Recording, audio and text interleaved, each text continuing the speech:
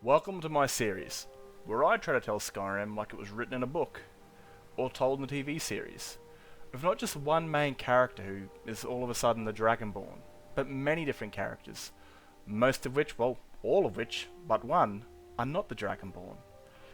This story will be played by many different characters of all different sorts of backstories, and all different combat roles and personalities.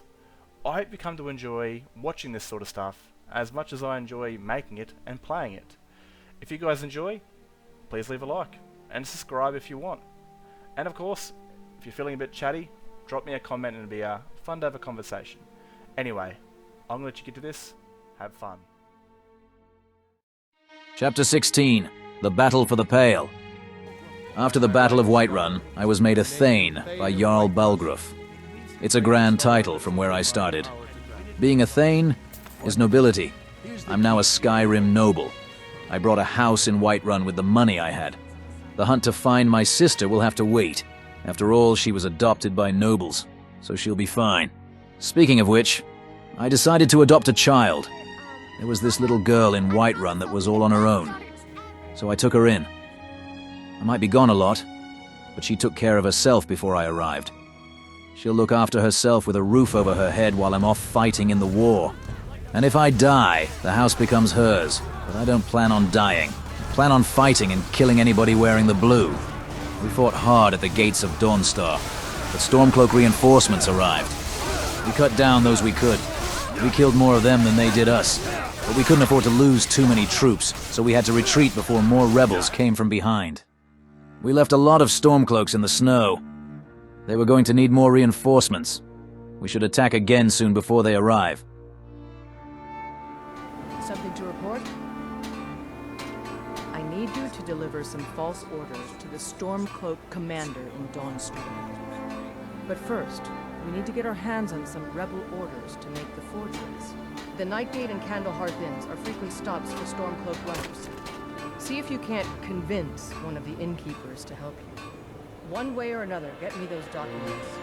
But don't do anything rash if we go to Winterhold. Well, soldier, can you do this? Peace may yet return to Skyrim, but until then, we fight. The Legate had a plan: sabotage the enemy. We needed people to get into Stormcloak territory without suspicion. I couldn't do it being an Imperial, so I ordered a squad of Nords to infiltrate enemy lines, get these orders, and bring them back to me. They first needed uniforms, so they waited until a scouting party would pass by.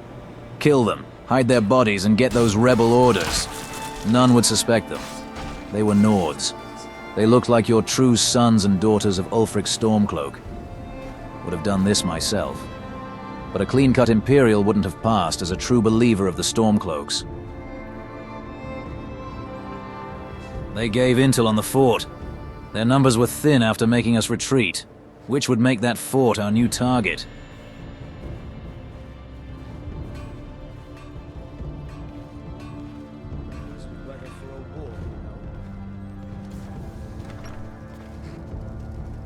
No time to talk. Out of my way. We'll see about that. Death to the Empire! They arrived at Nightgate Inn to wait for this Stormcloak courier. To find him already there resting. They killed him on the spot and took his orders. They rushed back before discovered.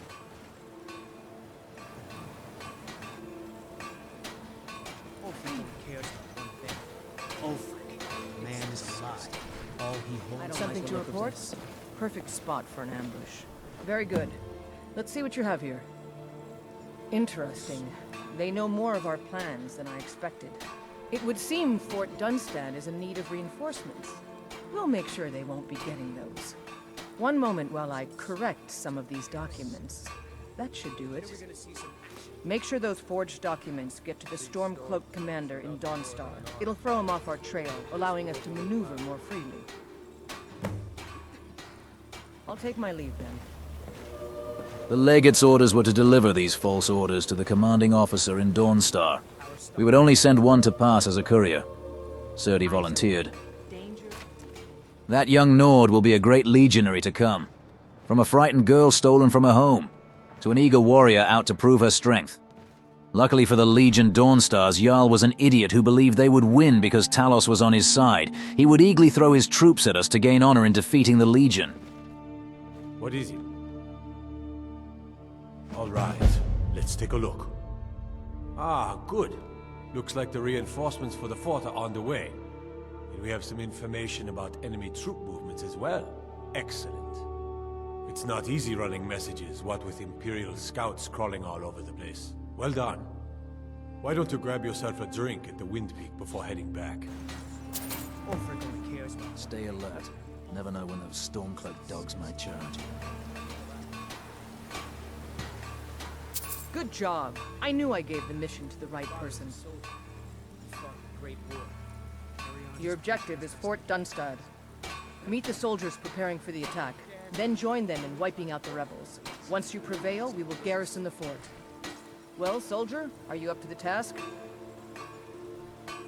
I knew I could count on you, soldier. They took the bait. Fort Dunstad would never get its reinforcements, and its defenses were light. We would cut off the head of the snake and walk right into Dawnstar. We attacked when the sun went down. They weren't prepared or ready for us. It was a slaughter. It was hard to see foe from friend, but by the end of the night, this fort would be ours.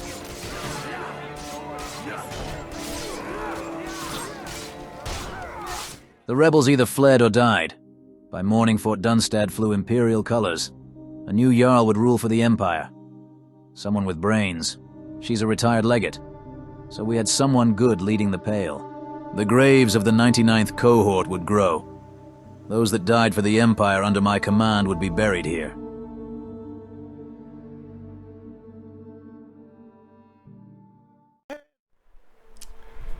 Alright, so this one was a short one. I want to do a little bit of a civil war. I won't always do this because it's kind of pointless from different perspectives of the two sides, from Senturos and Sigund.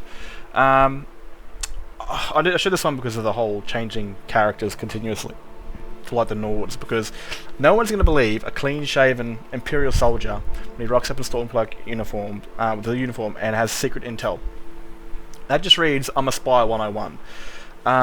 So I thought I'd do it as a Nord, you know, it made a bit more sense, the whole alternate actors sort of playstyle thing right there, with multiple characters, and yeah, that was quite enjoyable. Now, on my last playthrough, I had this awesome story that happened in this battle. I played as a Nord, I forgot her name, I think her last name was Steelwish.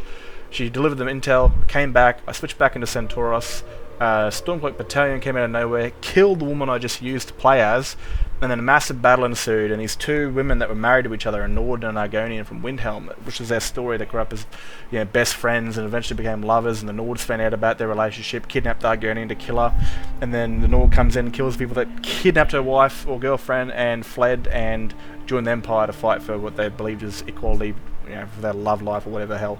And so the Nord wife died too.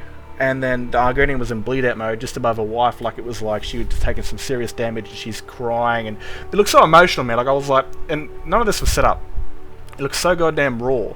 And so the Argonian actually survived through that, and I made her, an entire new story came like from life from that entire story.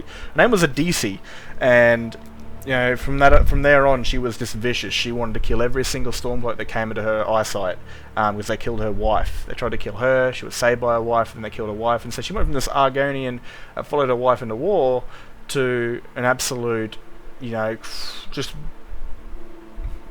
psycho, pretty much. If it wore blue, it would lay in a pool in red. That was kind of her saying. And it was a story that writ itself, and I really liked that. And of course, it wouldn't happen this time because, you know, these stories don't always happen, and throughout this playthrough, no doubt stories like this will be written on their own.